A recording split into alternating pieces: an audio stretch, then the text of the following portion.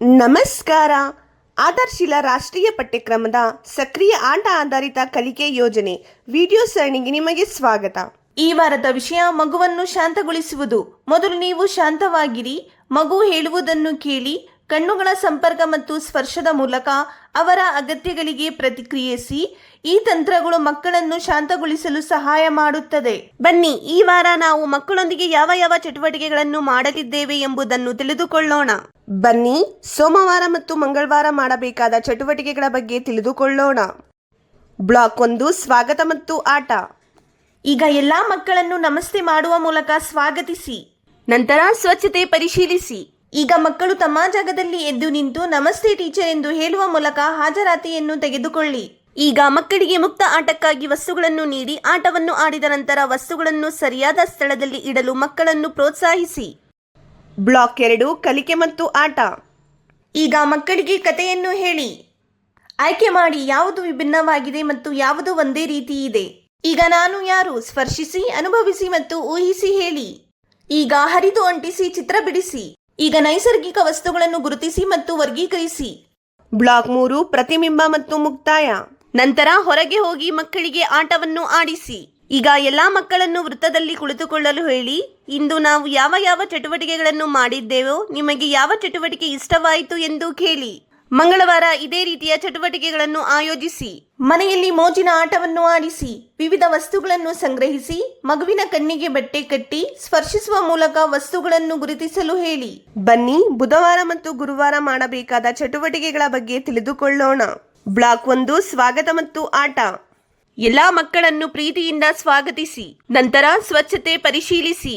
ಈಗ ಮಕ್ಕಳು ತಮ್ಮ ಜಾಗದಲ್ಲಿ ಎದ್ದು ನಿಂತು ಎಸ್ ಟೀಚರ್ ಎಂದು ಹೇಳುವ ಮೂಲಕ ಹಾಜರಾತಿಯನ್ನು ತೆಗೆದುಕೊಳ್ಳಿ. ಈಗ ಮಕ್ಕಳಿಗೆ ಮುಕ್ತ ಆಟಕ್ಕಾಗಿ ವಸ್ತುಗಳನ್ನು ನೀಡಿ ಆಟವನ್ನು ಆಡಿದ ನಂತರ ವಸ್ತುಗಳನ್ನು ಸರಿಯಾದ ಸ್ಥಳದಲ್ಲಿ ಇಡಲು ಮಕ್ಕಳನ್ನು ಪ್ರೋತ್ಸಾಹಿಸಿ. ಬ್ಲಾಕ್ 2, ಕಲಿಕೆ ಮತ್ತು ಆಟ. ಈಗ ಮಕ್ಕಳಿಗೆ ತೊಳೆಯಿರಿ ನಿಮ್ಮ ಕೈಗಳನ್ನು ತೊಳೆಯಿರಿ ಶಿಶುಗೀತೆಯನ್ನು ಮಾಡಿಸಿ. ಈಗ ಮಾದರಿಯಂತೆ ಮಾಡುವುದನ್ನು ಕಲಿಸಿ. ಈಗ ದೈನಂದಿನ ದಿನಚರಿ ಅರ್ಥ ಮಾಡಿಕೊಳ್ಳಿ, ಗುರುತಿಸಿ ಮತ್ತು ಒಂದು ದಿನದ ಸಮಯವನ್ನು ಇತರೆ ಚಟುವಟಿಕೆಗಳೊಂದಿಗೆ ಸಂಬಂಧಿಸಿ. ಈಗ ನಾಟಕವನ್ನು ಮಾಡಿ. ಉದಾಹರಣೆಗೆ ಕುಟುಂಬ, ಸಂಬಂಧಗಳು ಮತ್ತು ವ್ಯಾಪಾರ. ಪ್ರಾಣಿ, ಕೀಟ ಮತ್ತು ಪಕ್ಷಿಗಳನ್ನು ಗುರುತಿಸಿ ಮತ್ತು ಅವುಗಳ ಬಗ್ಗೆ ವಿವರಿಸಿ. ಬ್ಲಾಕ್ 3, ಪ್ರತಿಬಿಂಬ ಮತ್ತು ಮುಕ್ತಾಯ. ನಂತರ ಹೊರಗೆ ಹೋಗಿ ಮಕ್ಕಳಿಗೆ ಆಟವನ್ನು ಆಡಿಸಿ. ಈಗ ಎಲ್ಲಾ ಮಕ್ಕಳನ್ನು ವೃತ್ತದಲ್ಲಿ ಕುಳಿತುಕೊಳ್ಳಲು ಹೇಳಿ. ಇಂದು ನಾವು ಯಾವ ಯಾವ ಚಟುವಟಿಕೆಗಳನ್ನು ಮಾಡಿದ್ದೇವೋ, ನಿಮಗೆ ಯಾವ ಚಟುವಟಿಕೆ ಇಷ್ಟವಾಯಿತು ಎಂದು ಕೇಳಿ. ಗುರುವಾರ ಇದೇ ರೀತಿಯ ಚಟುವಟಿಕೆಗಳನ್ನು ಆಯೋಜಿಸಿ.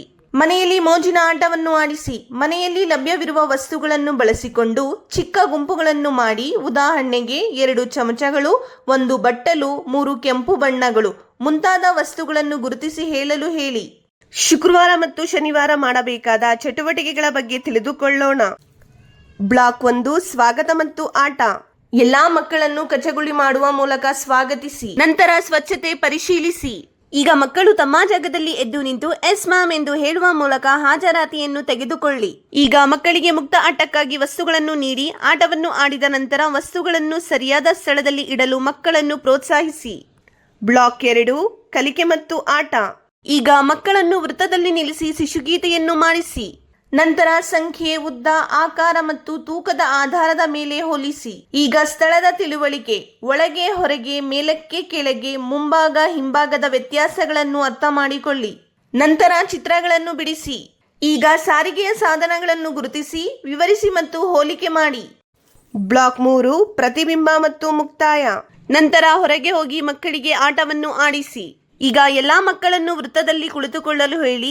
ಇಂದು ನಾವು ಯಾವ ಯಾವ ಚಟುವಟಿಕೆಗಳನ್ನು ಮಾಡಿದ್ದೇವೋ, ನಿಮಗೆ ಯಾವ ಚಟುವಟಿಕೆ ಇಷ್ಟವಾಯಿತು ಎಂದು ಕೇಳಿ.